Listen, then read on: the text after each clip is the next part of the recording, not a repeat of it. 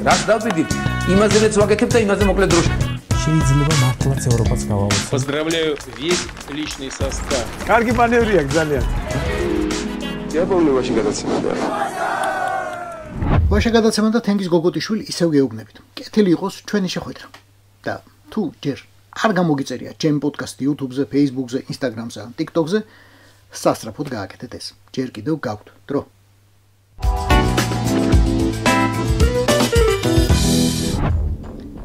არ ვიცი სადმე რამე მსგავსი სტატისტიკა თუ არსებობს, მაგრამ ეს ამბავი ნამდვილად შევა რამე კვლევაში როგორც ფსკერის მაჩვენებელი. საქართველოში დააპატიმრეს პოლიტპატიმრის მამა. ზვია ცეცხლაძის მამა ზურაბ ცეცხლაძე დააპატიმრეს. ბრაკიშვილის პატიმრობას აპროტესტებდა.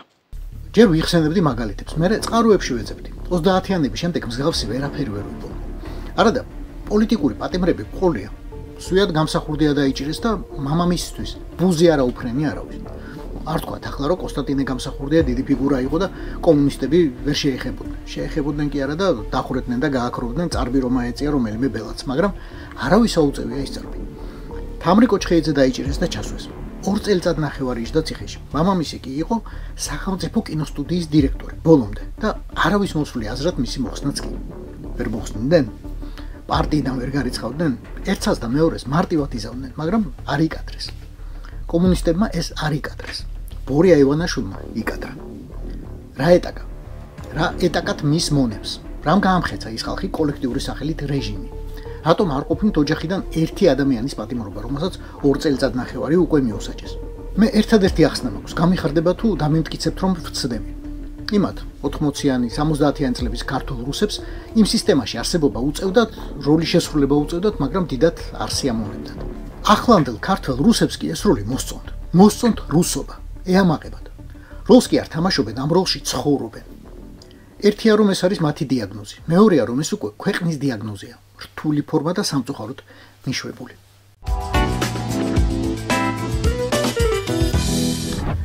მოკლე კითხვით ვარ და მოკლე პასუხს ვითხოვ. მოკლეს თუ არა, გასაგებს მაინც, ლოგიკურს. ყველა ვნახეთ კადრი, როგორ მიშავდა ირაკლი ღარიბაშვილი დაკითხვაზე ლექსუსის უახლესი ჯიპით, რომელიც $100,000 ღირს და სახელმწიფო დაცვით. თქვენც ხომ ნახეთ ეს კადრი? კაი, მანქანა მოპარული ფულით აქვს ნაკლი, გავიგეთ, მაგრამ არ გაგიჩნდათ კითხვა, რატომ ყავს მას დაცვა? სახელმწიფო დაცვა, რომელიც უკანასკნელი განკარგულებით მარტში დაუნიშნეს, ანუ გაუგრძელეს 1 წლით. ეს არაა კერძო კომპანია, რომელსაც დაიქირავებ და მოპარული თუ, რა ვიცი, პატიოსნად ნაშოვნი ფული გადაუხდი. ესაა სახელმწიფო დაცვა, სახელმწიფო დაცვის სპეციალური სამსახური. ნაკლებად ხარტად მოაზროვნეთათვის. ირაკლი ღარიბაშვილს ბრალდებულს ქვეყნის ძარცვასა და ბიუჯეტის ყლეფაში ბიუჯეტის ფულით ვიცავთ. ჩემი და თქვენი გადახდილი გადასახადებით. კაც რომელიც 13 წელი ჩემი და თქვენი ჯიბეებიდან ბოლო თეთრებს იპარავდა და შვილებს ჩარტერი დააკატავებდა. ახლა მეტყვით პრემიერ-მინისტრი იყო და დაცვა ერგებაო. მე კი გეტყვით, გიორგი მარგველაშვილი და სალომე ზურაბიშვილი მთლად პრეზიდენტები იყვნენ და იმათ რატომ მოუხსნეს მაშინ სახელმწიფო დაცვა. კაბინეტების დაცლა ვერ მოასწრეს და დაცვა უკვე აღარ ყავდათ. ხო, კაი, ეგეც გავიგე რომ დაცვა ახლა ღარიბაშვილისთვის მიჩენილი ბადრაგი უფროა ვიდრე დაცვა. მაგრამ ასეთი შემთხვევებისთვის მარტივი გამოსავალი არსებობს. თუ ციხეში ვიღაცას არ სვამ, უსჯი შინა პატიმრობას. ფეხზე აბამ ბრასლეტს ან დააგინებ რომ სახლიდან არ გავიდეს. სადარბაზოში ჩამოუკიდებ ერთ კამერას და ეგაა შენი იზოლაცია. სამაგეროდ, პოლიტიკური გვამის დარაჯობისგან ათავისუფლებ ერთ დუჟიმ პროფესიონალ შეიარაღებულ ოფიცერს, რომელთა გამოყენებაც უამრავ სხვა საინტერესო საჭირო საქმე შეგიძლია. აგერ ბოლოს და ბოლოს გარეჯეა დასაბრუნებელი, მათი დაცვის ობიექტის თავყეობით დაკარგული.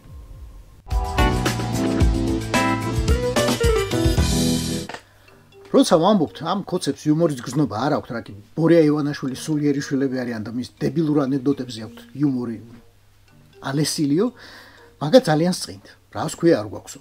საერთოდ რას ქვია ბორია ივანაშვილის დებილური ანეკდოტებიო.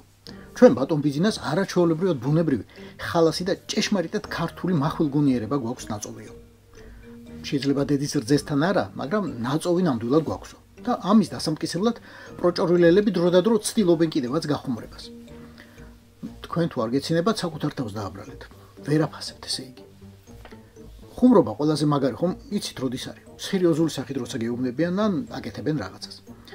ბოლო გადაობა იცით? ირაკლი კობახიძემ მამუკა მდინარაძეს უფროსი ლეიტენანტის წოდება მიანიჭა. ამხელა სუსის უფროსი, კაცი ბერია. უფროსი ლეიტენანტი გახადეს 47 წლის ასაკში. ეს იმ თავბუჩქა ბიჭის მეორე გადაობა. პირველი იყო თვენახევრით ადრე, სექტემბრის დასაწყისში, როდესაც მდინარაძეს ლეიტენანტობა მიანიჭა. ხომ გაინტერესებთ რა იცვლება ამ ხელა სპეცსამსახურის ხელმძღვანელისთვის ერთი ვარსკვლავის მიმადებით? ფული. ოჯახი ყველას გვყავს. უფროსი ლეიტენანტის წოდებრივი სარგო ხელფაში არ აგერიოთ, წოდებისთვის რასაც უხდიან არის 90 ლარი. უფროსი ლეიტენანტისა კი 100. ესე იგი მდინარაძე ყოველთვიურად 10 ლარით მეც აიღებს. და განაცოტაა. თქვენთვის შეიძლება ცოტაა, მაგრამ ქოცი ჩინოვნიკისთვის, ვინც ხელფასზე ცხოვრობს. და ჩვენ ხო ვიცით, რომ ყველა ქოცი ხელფასზე ცხოვრობს. 10 ლარის რაღაცაა.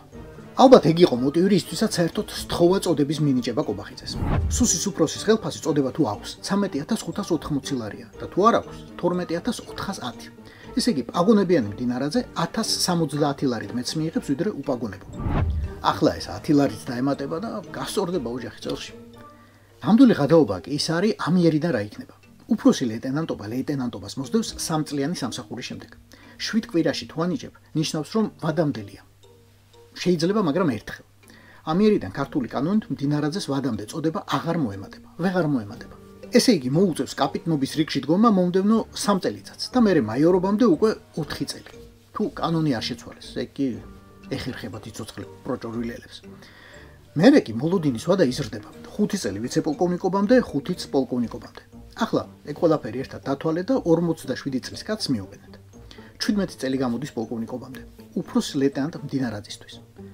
და 64 წლის კაცს პოლკოვნიკობას მიმენიჭებს. არავინ. იმიტომ რომ ამ ასაკში ვიცე-პოლკოვნიკები უკვე პენსიაზე არიან. მათი მედლები ჩვილიშვილები თამაშობენ, სანამ გაიზრდებიან და მშრალხიძე ჩააბარებენ გასაფრთხილად. სუსის უფროსის თანამდებობა კი პოლკოვნიკისა კი არა, გენერალ-პოლკოვნიკისა. ანუ მამუკას კიდევ ბევრი წლითა და აწლეულით საქმე არ მოაკლდება. თუ მაგნეხას დარჩა რა თქმა უნდა თანამდებობას. ოღონდ მე ერთი რამე მინდა ვიკითხო. ვითხოვ. წოდების მინიჭებამდე, ანუ ფაქტიურად სამხედრო სამსახურში აყვანამდე. სამედიცინო კომისია თუ გაიარა კანდიდატმა და კომისიამა რაო, ვარგისიაო. არ მგონია რომ რომელიმე პროფესიონალ ექიმს ამ დასკვნაზე ხელი მოეწერა, როდესაც მდინარაძის შესიებული კოჭები ყველას აქვს ნანახი. ეს არაა ჯანმრთელობის დამაკმაყოფილებელი მდგომარეობა, მეგობრებო. ქრონიკული დაავადება, გულის, თირკმლის, სისხლძარღვების, სახსრების ან ყველაფრის ერთად, რითაც კანდიდატი შემოწმებას ვერ გაივლის, დაბრაკავენ. და ამიტომ მგონია რომ მდინარაძემ კობახიძეს ჯანმრთელობის ყალბიცნობა წარუდგინა. მაგრამ აი ვთქვი ეს და ვიფიქრე და მე რა, აი ჯანმრთელობის ცნობა რა გახდა, როცა ქოცების ნახევარს დიპლომი და სერტიფიკატი აქვს გაყალბებული. მათ სულიერ ლიდერს კი ქორწინების ფრანგული მოწმობა.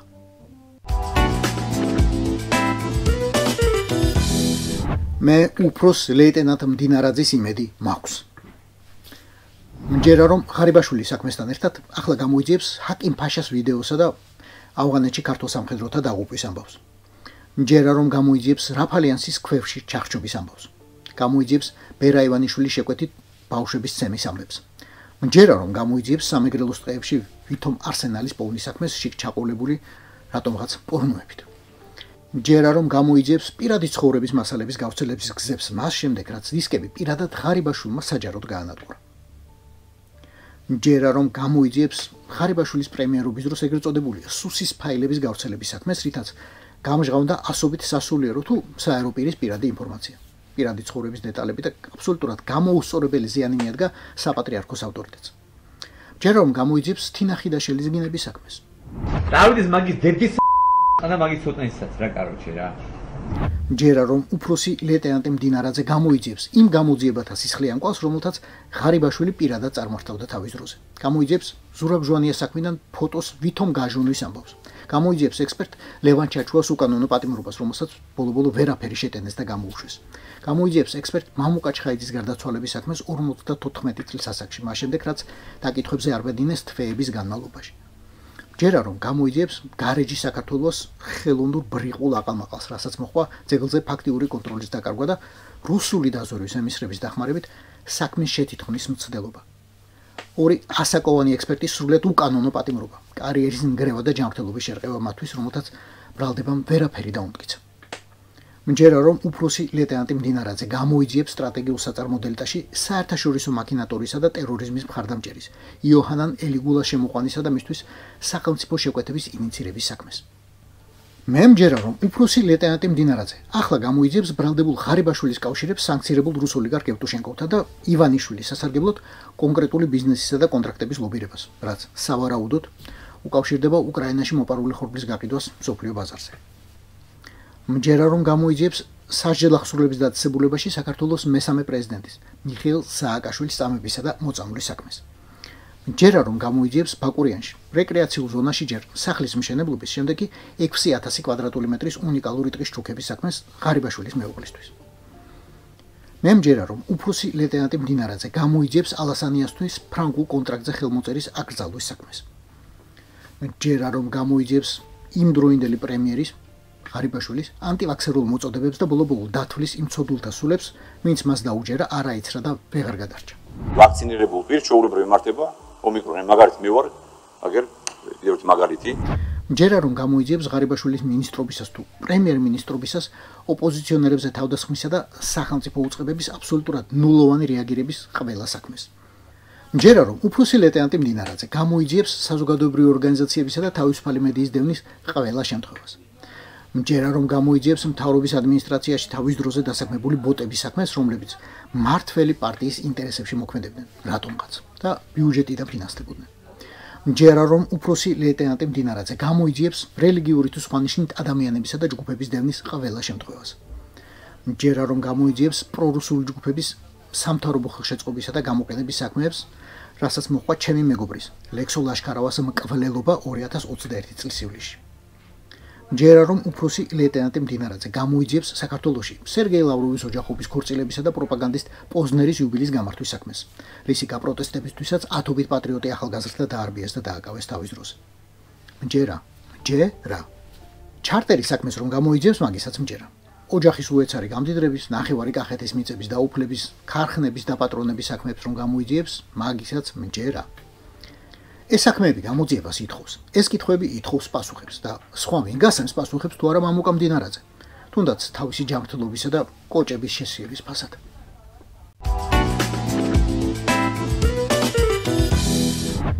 მე გეტყვით ამბავს, თქვენ კი მაშინ ლოგიკა ეძებეთ. იმიტომ რომ მე ვერ ვიპოვე, ვეძებე და ვერ ვნახე. ეს არის ქეთა, ჩემი მეგობარი, შვილად კი მერგება. ბორიამ ციხეში ჩააგდო მხოლოდ იმიტომ რომ ქუჩაში იდგა. არც კაცი მოუკლავს, არც ვინმეს კორტეჟია უფეთქებია, არც ფანჯარა ჩაუტეხავს. ფოიერვერკიც კი არ უსურია. იდგა და დაიჭირეს. და ეს არის ირაკლი. ჩემი მეგობარი არ არის, იმიტომ რომ ასეთებთან არ ვმეგობრობ და არც ეგეთები მეგობრობენ ჩემთან და ჩემნაირებთან. ამან იმდენი მოიპარა, რომ თვეებია ითვლიან და ვერ დაუთვლიათ. მარტო ფული კი არა, ოქროს ზოდები, ბეჭდები და მერსედეს გასაღების საკიდები, ბრელოკები. ეს ყველაფერი მოიპარა იმიტომ, რომ წლების განმავლობაში იჯდა სახელმწიფოს უმაღლეს თანამდებობებზე. ხან ძალოვანი მინისტრი იყო, ხან პრემიერ-მინისტრი, მართველი პარტიის თავმჯდომარე. სხვანაირად ამხელა მასშტაბს ვერ გასწვდებოდა, ვერ შესწვდებოდა. მის მფლობელობაში აღმოჩნდა კახეთის საუკეთესო მიწები, ღვინის საწარმო. პენსიონერ მამამისაც კი უცებ იმდენი ფული გაუჩნდა, რომ შეეძლო ჯიბიდან ამოეღო და გაესროლა $10,000 ჩარტერული თვითმფრინავის საქირავებლად. აბა შვილი ამერიკაში ლექციაზე სარეისო თვითმფრინავით ხო არ იფრენდა. ხო და აი ეს ირაკლი არ დაიჭირეს. კაცი ვინც ყველა ჩვენგანს, ყველას გამონაკლისის გარეშე ჯიბიდან ფულს აცლიდა 13 წელი არ დაიჭირეს. ქეთაგი დაიჭირეს. მაგი შვილი 2 კვირის წინ 12 წელს გახდა და მაიტა ჩავაგდო დილექშიო.